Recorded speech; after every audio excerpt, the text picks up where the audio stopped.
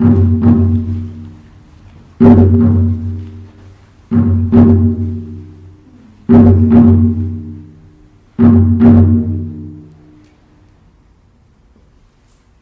do we find hope when we're in the depths of depression and fear?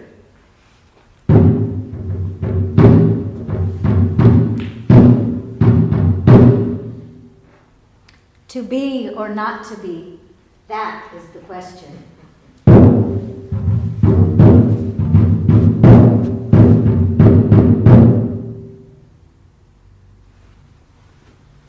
Why do we fear the unknown?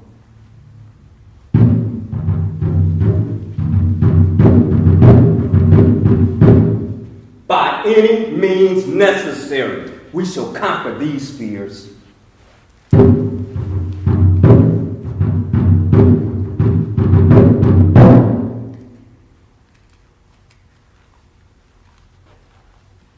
Why does the unknown sometimes induce fear and other times engender hope?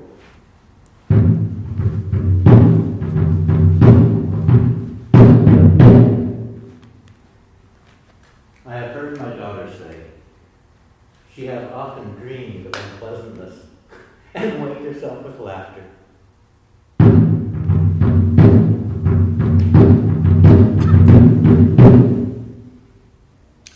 How do we maintain a peaceful mind when we're surrounded by people who do not believe in peace?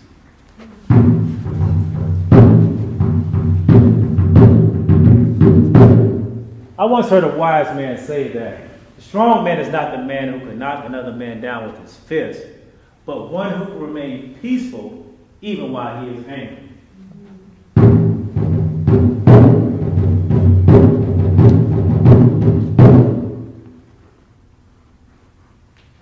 Hey there, folks. Hey, you all. Great to have you with us here today. I am Nick Pixie.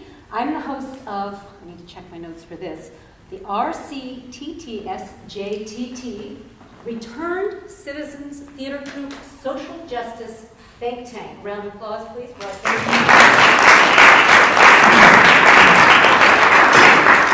our the think tank consists of 4 local radio personalities, and I wondered if you all would care to introduce yourselves before we actually begin our conversation. Well, yes, I'm Rashid, the family therapist. My looks out there. Some of you need some therapy today. Yeah, my name is Melvin from No Fear Radio. And y'all see why I don't fear nothing. I love being here, Nick Pixie. Thank you for having me.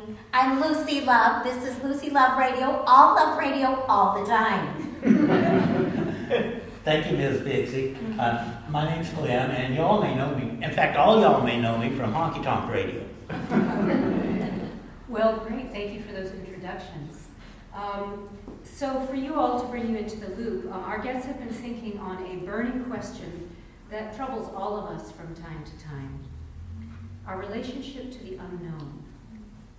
And so I wondered if we could start today's panel discussion with this question. Why is it that the unknown sometimes causes fear and other times hope? Well, they're both the same when you really look at it. Hope. You're hoping for something that's unknown. You hope today as it doesn't rain. And the fear of the unknown, this is something that's going on internally in people. There's nothing to fear. It's like you stepped out your house this morning, you had nothing to fear. You wanted to come over here and listen to my radio show, you had nothing to fear. My advice, fear nothing and no one. I think Rashid's on to something about fear, the fear thing, when it's unknown. A friend of mine used to say, fear stands for future events appearing real, and that's kind of what causes the fear. Could you repeat that, Clem? That's future events appearing real. And that's a fear. Yeah. This is the only real thing you need right here. This is real. Sound like someone needs some therapy too. You know, I would say, all you need is love. There's no fear if you don't have love. If you have love, you have no fear, you have hope. This is family love. This was passed down from my great-great-grandparents to my daddy, You must to love me, that sword. and I do love it. You live by the sword, And, you die by the sword. yeah, the sword is way mightier than the pen. Oh, you're going to wind up in the pen. Maybe this is a good time to move on. Did you have another comment, Rashid? No. All right, let's move on to our next Yes. question. Go ahead. Any tips for our audience on how you all cope with fear? Coping with fear is easy. There's a moonshiner who lives just on the next 40 acres behind my place. And he makes two kinds of whiskey. It depends on what the fear is. If it's fear of flirting with pretty girls, he sells you the loving whiskey. Comes in a little jar. But if it's fear of fighting some guy with a sword, he sells you the big whiskey. Kind of the fighting whiskey. Well, I don't think we need all that whiskey. I think all we need is a little love. I definitely don't need no whiskey. Wouldn't be nobody else left to drink with. No one else is great. Once again, it sounds like you need some help. So I agree with Lucy. Love coincides with family. And remember, family is just that. It's family. It's nothing extraordinary. There's nothing perfect about family. You need to talk to someone? Talk to me. I'll write you the family therapist. You can go down to the honky tonk and find somebody to talk with. Yeah, you drink Enough talking has been had. Well, talking is necessary, yes, sir, not a sword. Well, it's my story and I'm sticking to it. All you need is love. Yes. Well, speaking of stories, maybe this is a good moment to segue to Lucy. I believe that you have a guest for us today. I do. All right, well, let's have a round of applause for the panel. We'll leave you to your guest. Okay. I'm taking my chair with me. These- And remember, get a sword. I have a seat for any one of these therapists. I'm right here. Anybody wants to join the panel? We're back here. Didn't you just love our panel today? Yes. Well, today I'd love to introduce, I have a special guest today. She claims at one time she didn't love herself. Can you imagine? Anyway, let's bring on our guest today. Her name is Pamela Ann Keene. Thank you, Lucy, and might I say, I love your show. And my story goes a little something like this.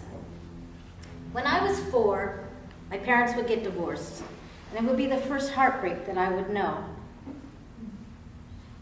When I was 7, childhood trauma would begin to forever change my life. I learned how to keep secrets. Yours, mine, very often ours. I was good at keeping these secrets until those secrets got good at keeping me.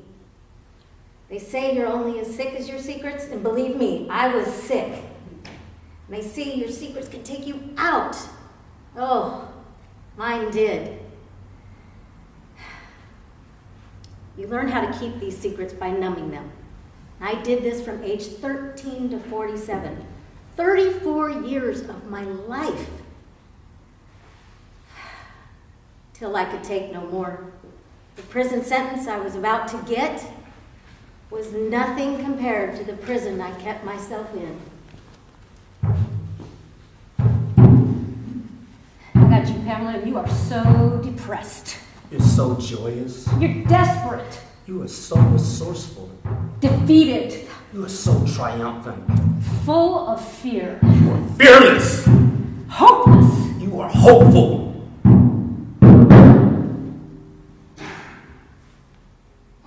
If you could look into the seeds of time and say which will grow and which will not, speak not unto me.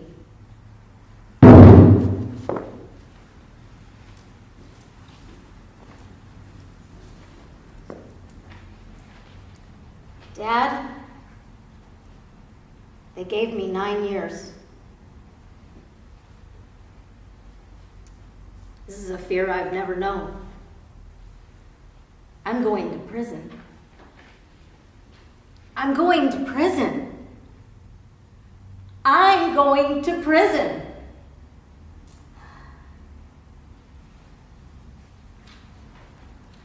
I'm a long way away from home, halfway across the United States, far away from my home in California. I'm scared. I'm here all alone, and I never thought I would be going to prison. When I first got to prison, I was scared. I used to pretend to sleep with my face against the wall so that I couldn't see you and you couldn't see me. So if you weren't there, I wasn't there.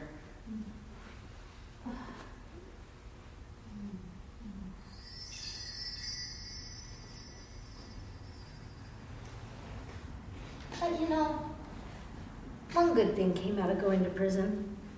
My dad and I got to know each other a lot better. I never got to know my dad as well as when I went to prison.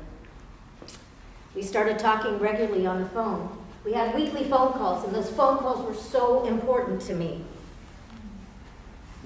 You can call anytime. I'll always have money on the phone. Thanks, Dad. That means the world to me. You know, if you committed your crime closer to home, I could see you more often. Yeah. I know, Dad. I'll keep that in mind. I'm proud of you, kid. You're doing good. Thanks, Dad. Listen, they have this group called Shakespeare Corrected that's coming into the prison, and we get to perform in front of our families on Monday. Oh, wow. I'd love to come see that. You'd really come see me, Dad? Oh, yeah. And I could stay a few days. Oh, I'm so looking forward to that. Give me that. Hey there, Pamela. You didn't think you were getting rid of me that easy. I'm starting Shakespeare Corrected. I'm starting Shakespeare Corrected. I have courage. Courage? I have choices. Where'd you get choices? I'm changing. What do you mean you're changing? I have solutions. What kind of solutions? I have potential.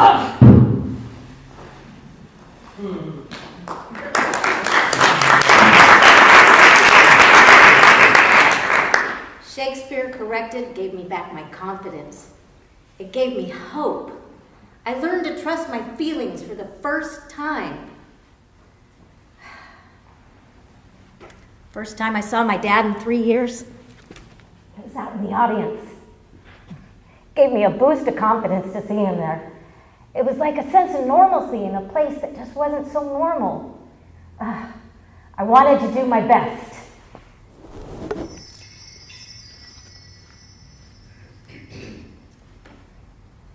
not marble nor the gilded monuments of princes shall outlive this powerful rhyme. But you shall shine more bright in these contents than unswept stone besmeared with sluttish time. When wasteful war shall statues overturn, and broils root out the work of masonry, nor Mars his sword, nor war's quick fire shall burn the living record of your memory. Gainst death and all oblivious enmity shall you pace forth, your praise shall still find room, even in the eyes of all posterity that wear this world out to the ending doom. So, till the judgment that yourself arise, you live in this and dwell in lovers' eyes.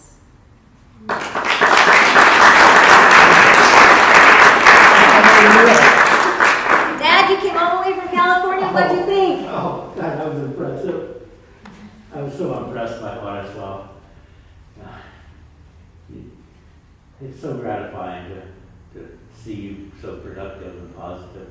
That your self-esteem is better. This may be the most positive experience you've had in about 10 years. 10 years. This was the most positive experience of my life.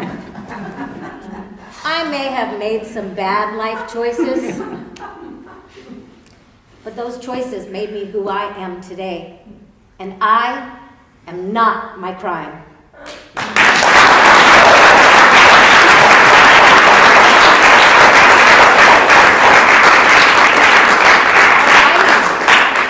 Love radio, all love radio all the time. We'd like to thank our special guest, Pamela Keene. And we'd also like to leave you with what I always say, all you need is love. You can sing along. All you need is love.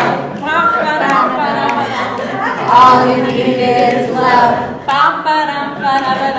All you need is love.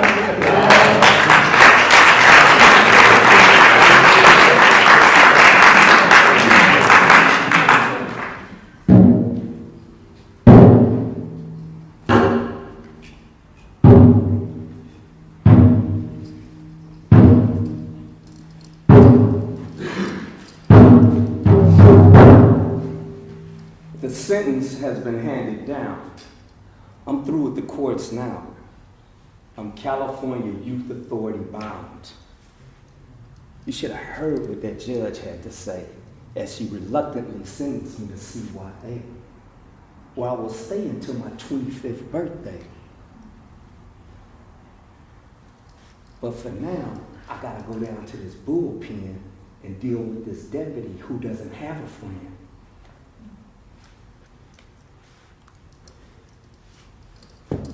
Okay, I'm gonna need the babies to step away as I send you all off to CYA. Don't worry about these men in the bullpen. They're all headed to the state pen. But today is not your day. You're all headed to CYA. They spared me no pain. They may have well given me my own shackles and things. As they put me on a van and took me off to a distant land, a place called YTS, the Youth Training School, where they were supposed to teach me how to not to be a fool. But we all knew the rule. It was just a penitentiary finishing school that got you ready for the pen. What a predicament I find myself in. But by age 19, I was back on the bus again. And this time, I'm headed to the state pen. And man, you should have heard how this CO was getting at us. Okay, listen up.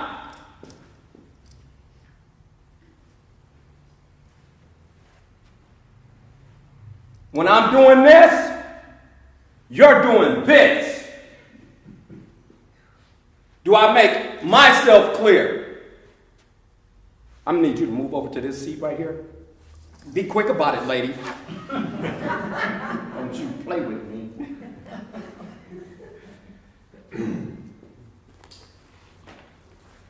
All right. Listen up. When I call your name, step out of the tank, grab a jumpsuit to the side.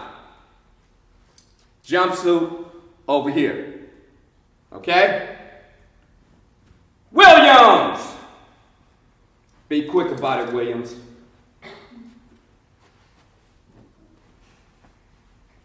Johnson!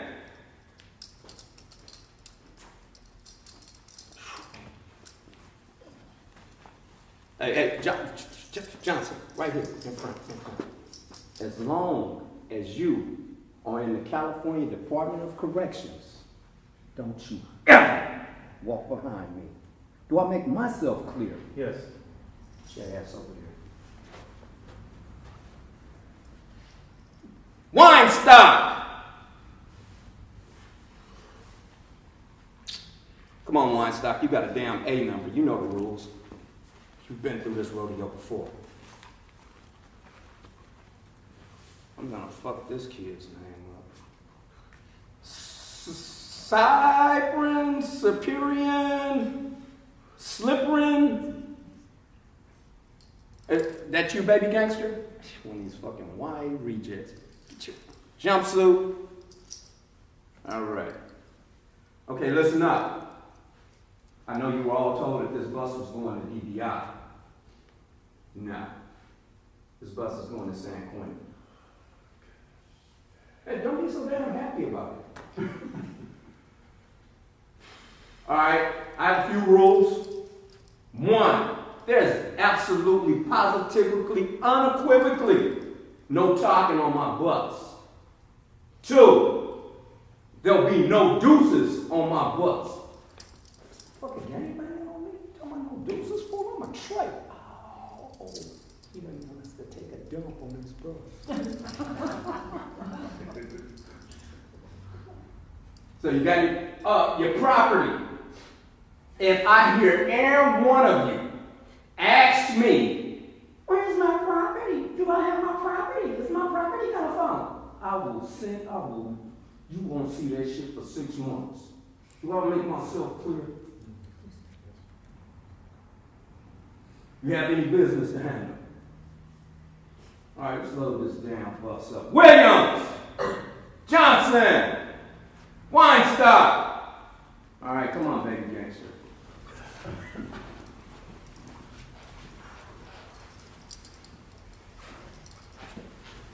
Man, anybody say anything to any of us, Right. we just gonna get off on these fools. I got you, man. I got my line, brother. I ain't taking my manhood. Yeah. I be young, but I ain't dumb. Right. As the bus pulled closer to the gate, I could feel my heartbeat at a faster rate.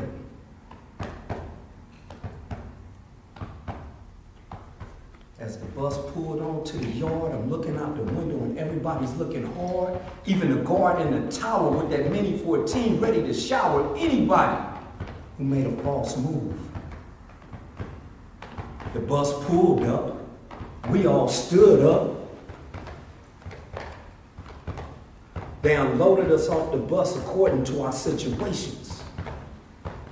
Hey, you a crip? Yeah. Over here. You a blood? Yeah, blood. Over here. White boy, over there. You a crip? Over here. By the time my feet hit the ground, about 40 dudes gathered around. Hey, homie, where that bus come from? LA, I say. About 20 dudes walk away. About another 20 stay. Hey, you a B or a C? I'm a C. 15 dudes walk away from it. 5 dudes stay. Hey, homie, you from Watts? Compton? I'm from Watts. Hello, homie. I'm gonna need you to knock that nigga down over there. Man, you want me to kill somebody? Oh, the damn domino game that happened 15 years ago? Man, you motherfuckers sure know how to hold a grudge. But I ain't with that shit.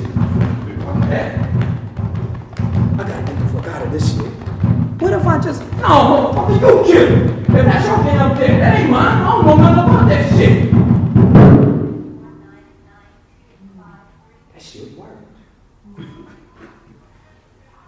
But I'm still in fear of never getting out of here.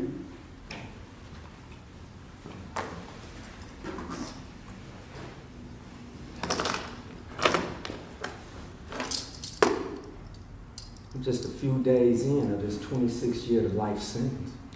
I'm already tired of this shit. I'm stressed out. Everybody on the yard is looking real hard, but I gotta do my part. I gotta walk the yard and look hard.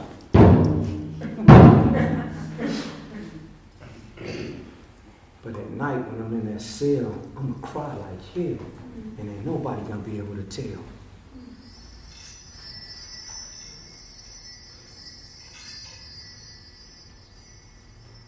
Man, when you believe, just 3 years ago, I was walking the street, listening to the beat. I can't express it any plainer that I'm an entertainer. People call me Dana, but my real name is Dana. I came here just to turn you on, cause I'm taking the rapping world by storm. Now in this rap I've made a change.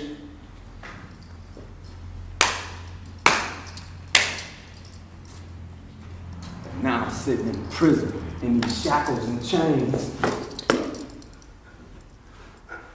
Sitting in with these blues, with the blues, looking at the evening news. Oh shit, they just arrested this fool for murder. Hope they don't bring his ass in here, because that's just one more motherfucker I got to fear.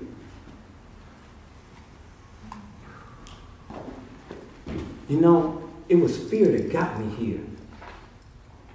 Will it be fear that keeps me here? I don't see no hope in sight of ever getting out of prison.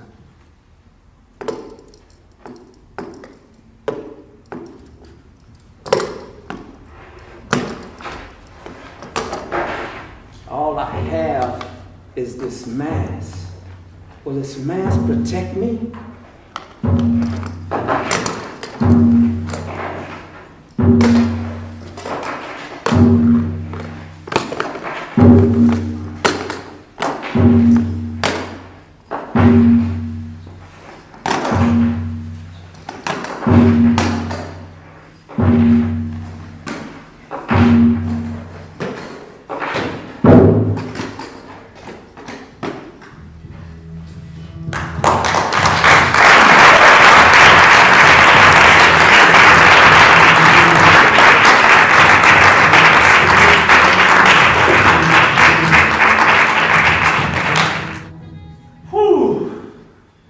I need to see a family therapist. Yeah, I'm having some family problems, and my best thinking has not helped me at all. So I'm gonna see if I can get some help. Try to get through to this because this is rough. Hello, I'm Rashid, the family therapist. How may I help you? Yes, my name is Ishmael. I'm having some family problems. But before I just get straight off into my family problems, I think it's best I tell you about my upbringing. See, I'm one of 5 children. I'm the middle child. My mother and father, yes, they were married. Happily, I thought. But around the age 7, the people who said that they do decided to say that they don't. They got a divorce. I was so angry. I mean, the feeling I felt was anger and confused. As a young child, I'm like, what happened to my family? My family is now broken. My mother's living in one place, my father's somewhere else. Where's the family structure? Me, with my best thinking at that young age, I said, I'm going to find me another family. So what did I decide to do? I decided to sell crack cocaine. This is going to solve my problems. So you said you started to sell crack cocaine. Did you think it would solve your problems?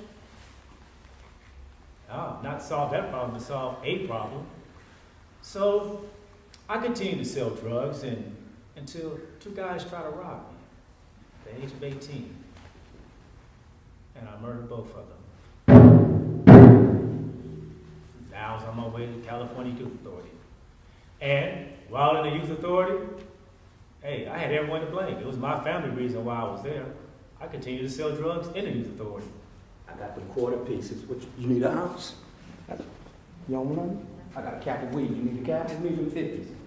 Y'all need what you need? What you need back there? You need something? Got you. See? Oh, here come the police. There was no reason for me to change. As long as I had excuses for my family, I had my new family. I'm a drug dealer now. And as drug dealers, we say we have each other's back. We will die for you. These are the words that I spoke with my new family. And this is my best thinking as a young man. I was 18 at the time. Life was good, at least as I thought it was, until my youngest brother was murdered at the age of 18. So, how did I deal with that? I was emotionally struck. But I wasn't going to call the police because drug dealers don't call the police. We don't trust them. We have our own code of rules. So I'm going to seek revenge on the person who I thought may have killed my brother, and I murdered him. Now, I'm going from the California Youth Authority to the streets. I murdered someone, but I'm not going to get caught. This is what I'm telling myself. Deep inside, I know I'm on my way to jail at some point in time. There's no 401ks in selling drugs. There's no retirement. Either death or jail. And then on the summer morning, July 23rd, 1993, I heard a knock at the door. Police, open up. We have a warrant.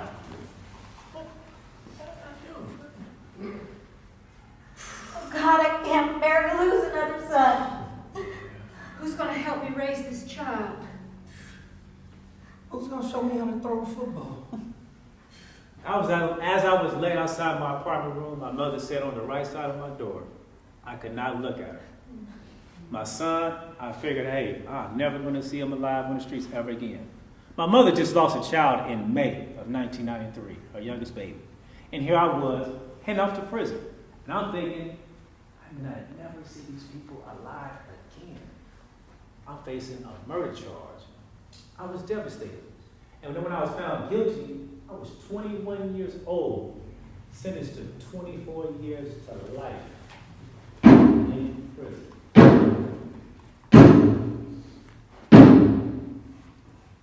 Of course, I couldn't cry. Gangsters don't cry. Men don't cry.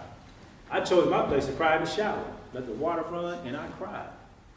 Because I knew I had made a big mistake. But I can let the world know I had to put this shield on because I'm a drug dealer. I'm a gangster. This is what I do. So I'm telling myself, well, Ishmael, if you're going to die in prison, make yourself a better man today than you were yesterday. Don't do like you did when you was in YA. Of course, okay, you're not going to get out of prison. At least let your last image with your family be someone who's being responsible. So while I was in prison, I decided I'm going to give myself some education. So I got my AA degree while I was in prison. To make, build my confidence, learn how to interact with people, get some good knowledge. And I wanted to make myself employable if there was a chance for me to get out. So I took some vocational trades, learned how to weld, some carpentry, vocational skills. And since I thought I was going to die in prison and I was never getting out, I said, well, let me be on the right foot when I meet my maker. So let me get a strong sense of spirituality. That's what I did also.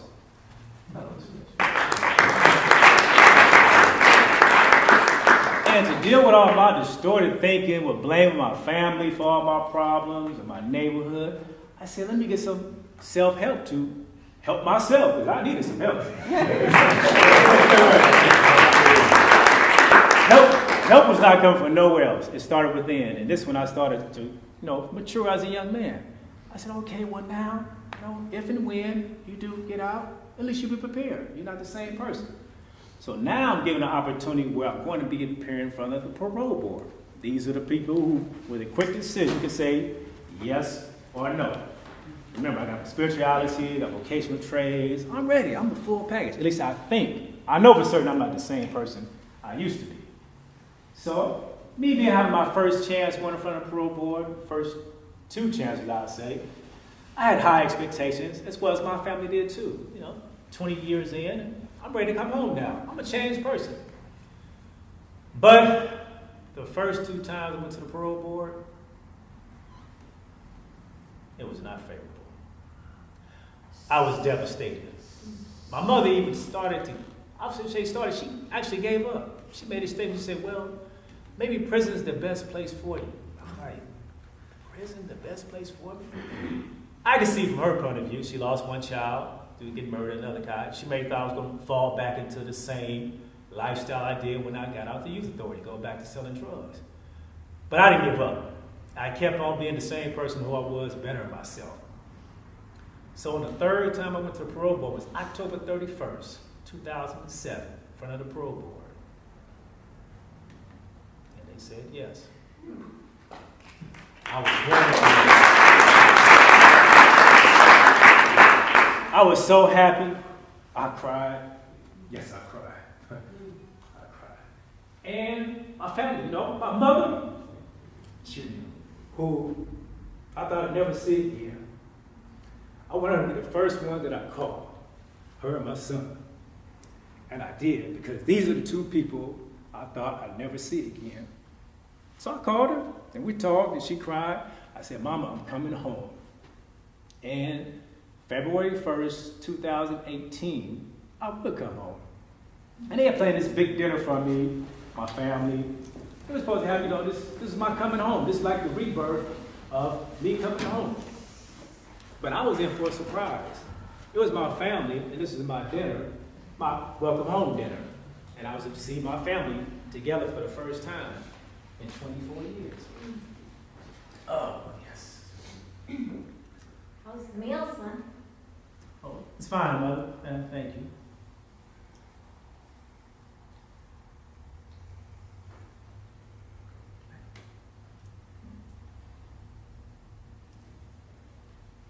Good to have you home, Dad. It's good to see you too, son. Good to see you.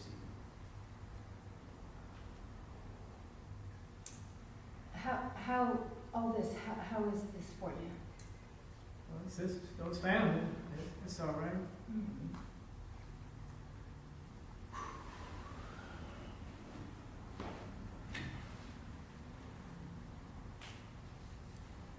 I'm home, but I'm definitely not home. Who are these people? They're just staring at me, asking me these dry questions, like I'm a foreign object.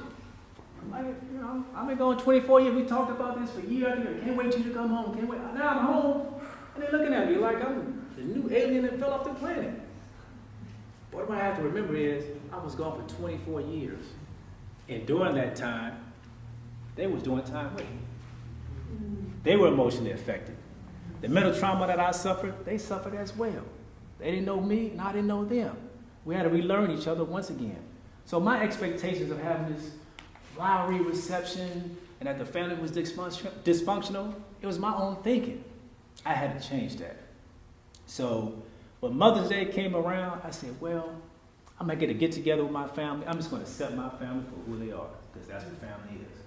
There's no such thing as a perfect family. So I arranged to take my mother out, my 2 sisters, and my youngest son and my son out to have a family Mother's Day dinner. But this time, I'm just going to let my family be my family with no expectation. Hey, how y'all doing? We're doing good. Y'all ready to have dinner tonight? Yes. Mother's Day? Well, let's have dinner. Let's have dinner. Come on. Ishmael, did you plan all this? Oh, yes, you know, it's my treat. Hey, but it's only once a year. Don't think it's going to be every weekend now. I'm going to fix him coming around. Happy Mother's Day, Mother. Well, since it's only once a year, pass them biscuits. Oh, I eat it.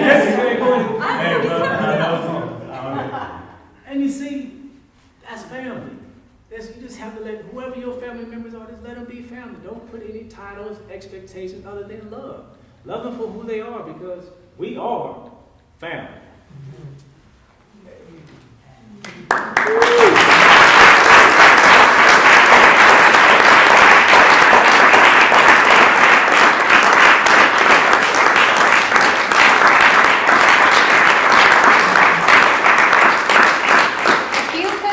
Into the seeds of time. And say which ones will grow. And which will not.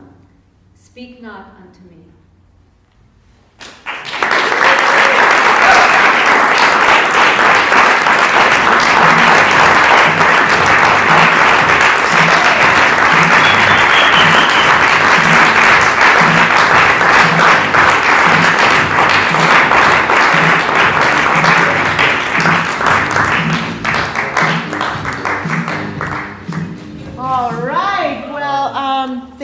So much for being here, and one more round of applause for our beautiful cast.